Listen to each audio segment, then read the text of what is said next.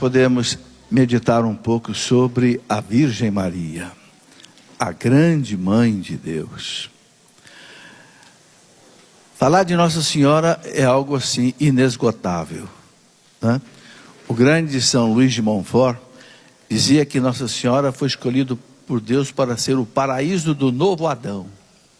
Houve um primeiro paraíso e houve um primeiro Adão, mas infelizmente o primeiro Adão pecou. Mas veio um segundo Adão, Jesus, para, na sua obediência, como diz Santo Irineu, desatar o nó da desobediência do primeiro Adão. Então Deus preparou também para o novo Adão um novo paraíso.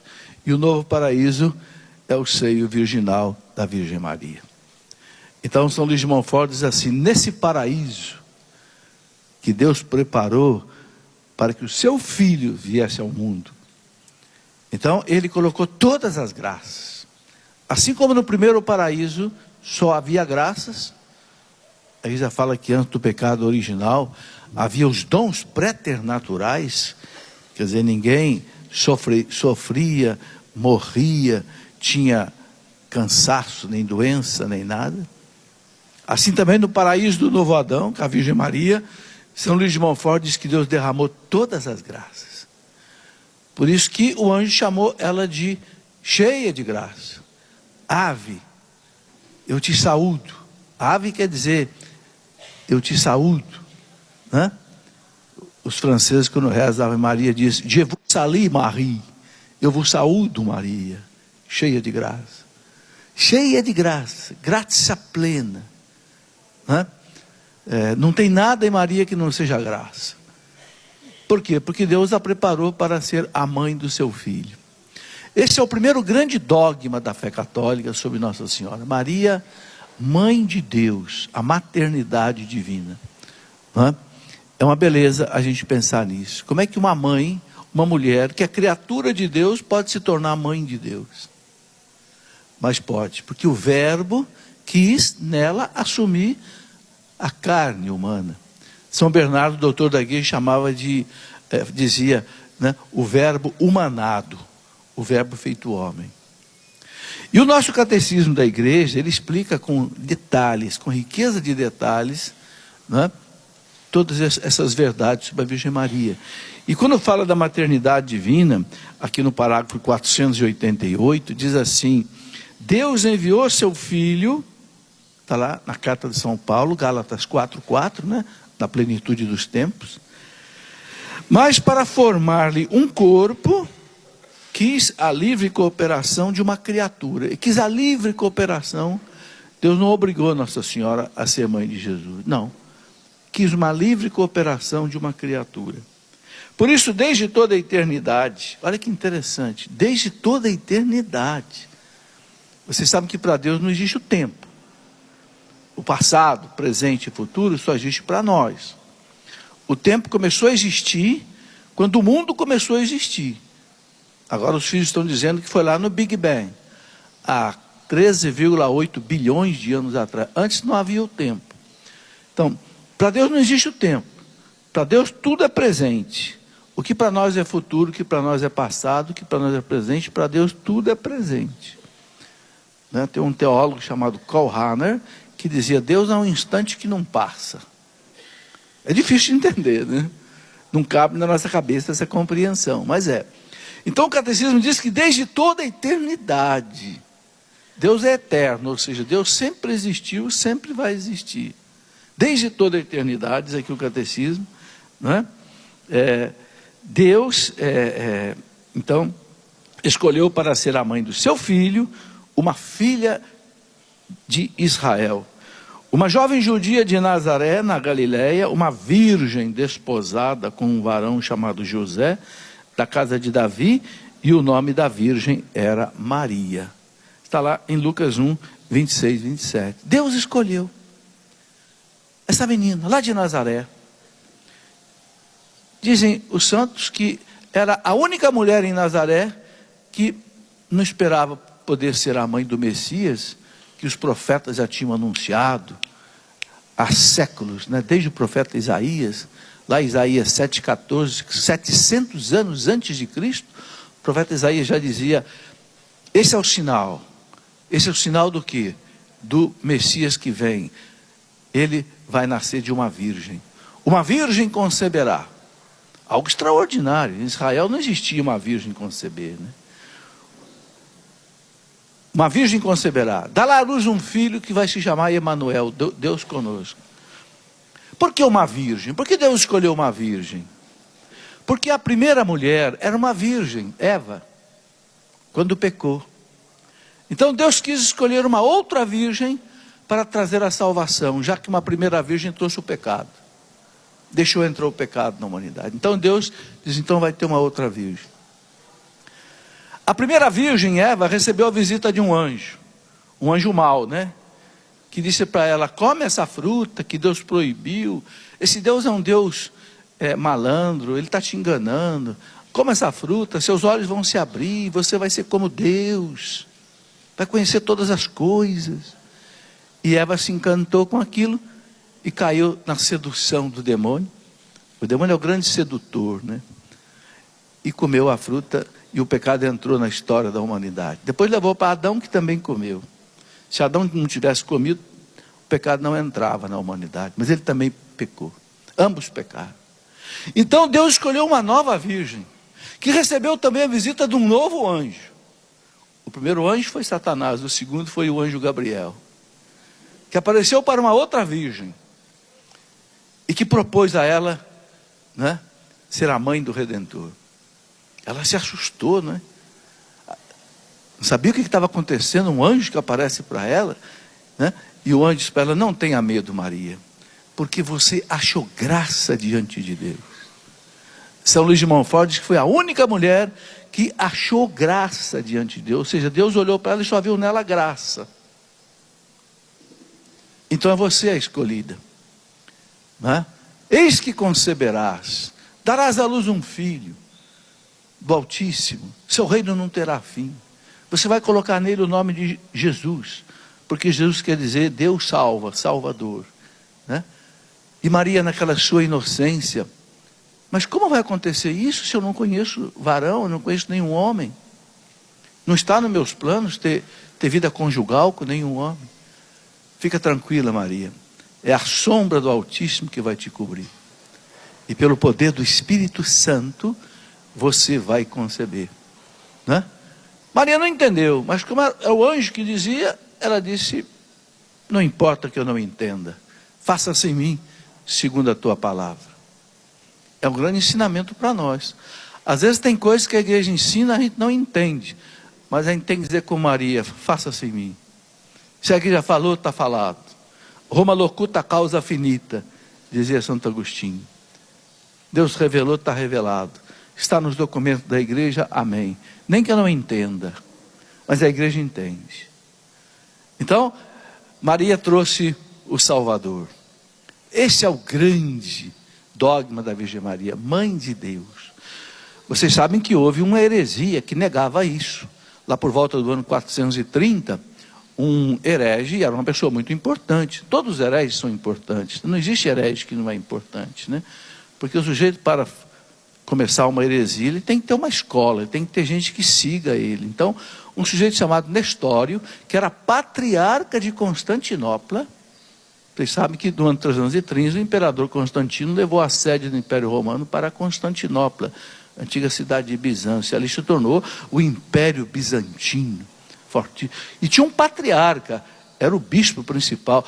Pois bem, esse bispo principal, chamado Nestório, por volta do ano 430, começou a dizer, não, Maria não é mãe de Deus, não.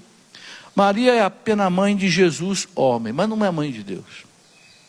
Foi preciso a igreja fazer um concílio, no ano 431, lá na cidade de Éfeso, e essa igreja existe até hoje lá em Éfeso.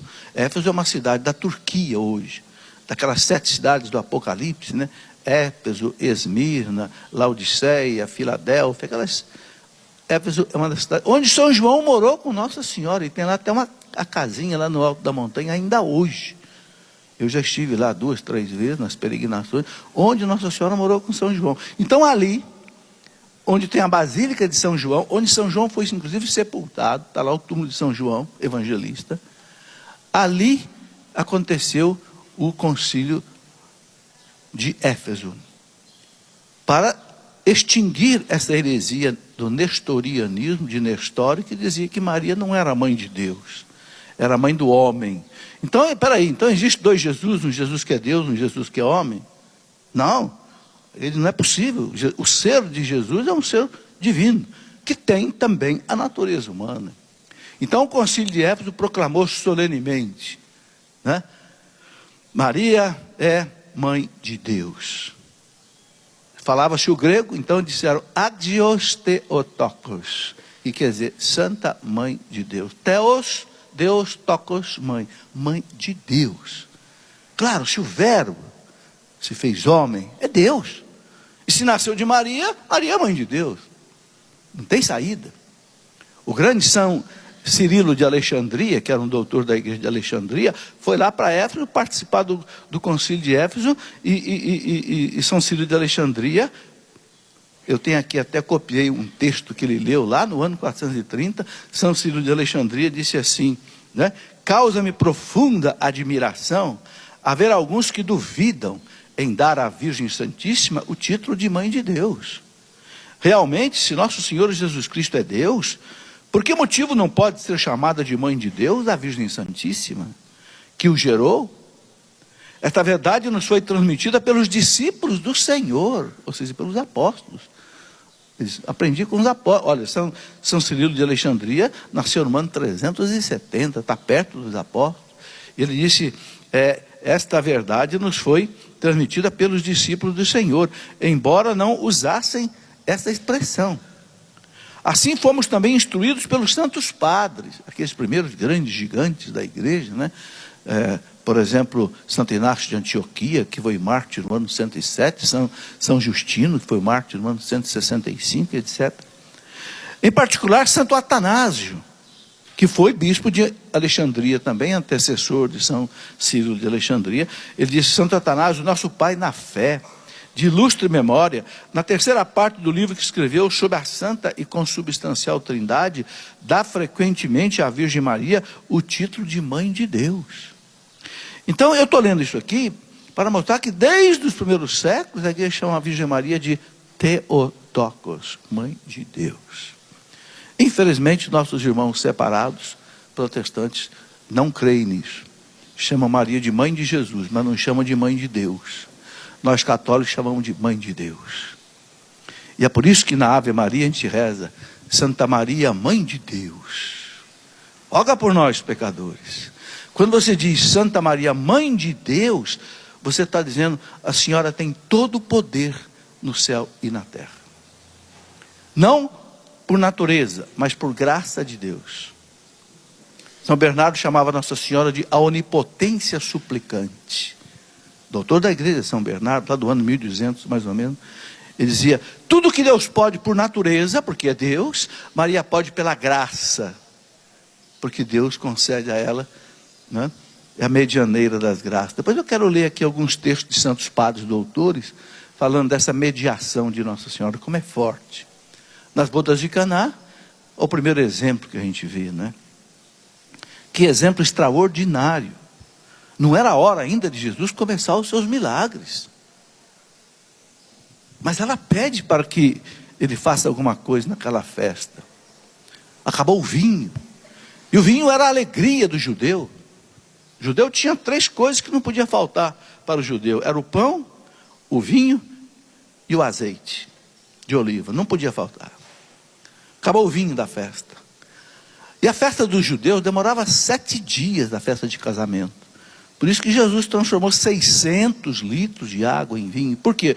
Porque antigamente não tinha carro, não tinha ônibus, não tinha automóvel, as pessoas se moverem. Então, as pessoas vinham convidadas para um casamento, vinha de longe, andava às vezes 2, 3, 7, às vezes 7 dias para chegar numa festa de casamento.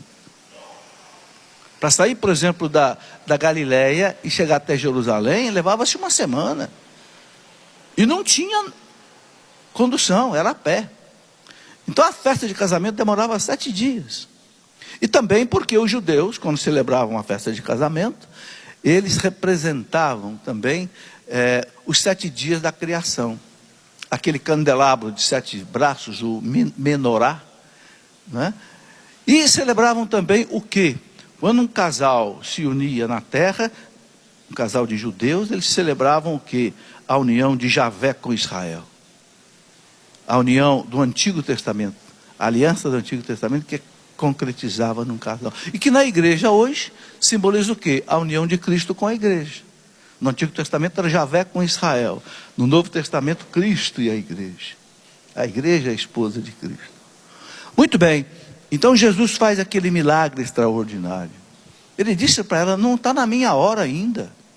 O que eu tenho a ver com isso? Que está faltando vinho numa festa de casamento? Ninguém vai morrer por causa disso. Mas ela, aquele coração de mãe, né?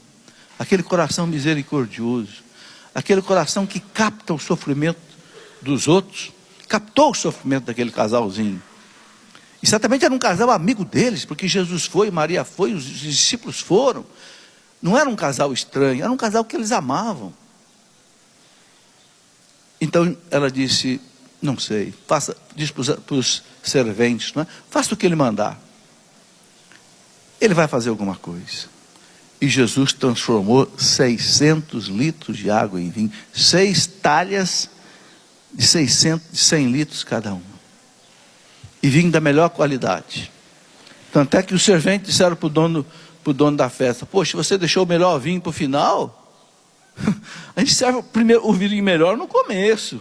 Deixa o vinho ruim para o fim. Você deixou o vinho melhor para o fim da festa? E é bonito como é que São João termina a narração desse texto. João 2, dizendo, ele manifestou a sua glória e os seus discípulos creram nele. Ele é Deus. Creram nele. Só Deus pode fazer isso. Transformar a natureza da água em vinho. Só Deus pode fazer isso. Porque ela pediu. Aí a gente vê com clareza o seguinte, o que Maria pede para Jesus, que não estiver fora do plano de Deus. O que for bom para nós, Deus atende. A igreja ensina aquela frase, pede à mãe que o filho atende. O filho está no colo dela. Como é que esse menino não vai atender os pedidos dela? São 2 pessoas que estão lá na glória de Deus, que têm um culto especial da igreja. É Maria e José. Porque é pai e mãe. Eles nutriram o Filho de Deus. Pegaram no colo, ensinaram a andar, fugiram com ele para o Egito. Vocês acham que São José pediu alguma coisa para Jesus e ele não vai atender? Acham que se Maria pediu alguma coisa para Jesus ele não vai atender? Não vai atender se não estiver na hora, se não for bom para nós agora, se Deus tem um plano maior por trás. Quando a gente pede uma graça a Deus, através de Nossa Senhora, Deus pode responder assim, sim, espere, ou não. Por quê? Porque a gente não sabe o que é bom para nós, mas Deus sabe. Então Deus pode dizer, espere, espere porque o sofrimento, a provação, está fazendo uma obra que você não conhece. Espere, deixa a obra se completar. Ou então, sim, já atende logo. Às vezes atende na hora. Às vezes ele diz, não, essa graça eu não vou te dar. Porque não é bom. E a gente não deve duvidar de Deus. Não pense que quando você pede alguma coisa para Deus com fé, e Deus não deu, não é porque você não tem fé, não é. É porque Deus tem algo melhor. A gente está muito preocupado com o corpo, com a saúde, com a vida, com o dinheiro, com a casa, com o carro. Deus está preocupado de levar a gente para o céu. Porque essa vida aqui é de 100 anos, 80 anos, 50 anos. O céu é a eternidade. Não é? Então, o plano de Deus é um plano muito maior do que o nosso. Mas Maria é a medianeira dessas graças que nos ajuda, né? Então, primeiro grande dogma, Mãe de Deus, Theotokos. A segunda verdade grande que a igreja nos ensina, que é decorrente da maternidade divina, é Nossa Senhora ser imaculada. Nós vamos celebrar agora, dia 8, né? Está aí pertinho, a festa da Imaculada Conceição. O Papa vai inaugurar o ano da misericórdia, dia 8, né? Vai abrir a porta santa do Vaticano. E a igreja então ensina que Nossa Senhora foi concebida sem o pecado original. Não teve o pecado original. Todos os homens nasceram, porque quando Adão e Eva pecaram, eles eram a semente da humanidade. Essa semente foi contaminada. A natureza humana, que Deus inaugurou em Adão e Eva, a natureza humana foi contaminada pelo pecado original. E claro, todos somos filhos de Adão e Eva, então a natureza humana passou contaminada para todos nós com o pecado original. Não é um pecado de culpa, é um pecado de herança. Como se fosse uma genética espiritual, uma genética, né, invisível. E o pecado original, ele é cancelado pelo batismo. Porque no batismo, o que acontece? Você morre na morte de Cristo e você ressuscita na ressurreição de Cristo. Então, morre o homem velho. Morre mesmo. Morre espiritualmente. Morre porque você está escravo do demônio. O pecado original tornou a humanidade presa do demônio. Então, você morre nas mãos do demônio. E o demônio não quer nada que está morto. Quem que vai fazer alguma coisa que está morta? Você enterra. Aí Deus ressuscita. Então, esse é o fundamento do batismo. Que custou isso que nós estamos vendo aqui. Essa cena que nós estamos vendo aqui. Vejam que horror que foi esse pecado. A gente só entende a hediondez do pecado, a feiura do pecado, quando a gente olha o preço que a justiça divina, o preço que o demônio cobrou de Deus para nos libertar. A morte esmagada, moída do seu filho na cruz. Meus irmãos, nós temos que ser muito gratos a Deus. Então o batismo nos mergulha na morte de Cristo, morre com Cristo e ressuscita com Cristo. Romanos 6,3, pode conferir lá, você vê exatamente isso que eu estou dizendo. Romanos 6,3. Mas Maria não teve o pecado original. Porque quando o Papa Pio IX, em 1854, o Papa Pio IX proclamou o dogma da Imaculada Conceição, o Papa disse naquela bula, né? Inefabilis Deus, Deus inefável. O Papa disse, Maria, né, ao ser concebida, não teve o pecado original, por mérito da morte do seu filho na cruz.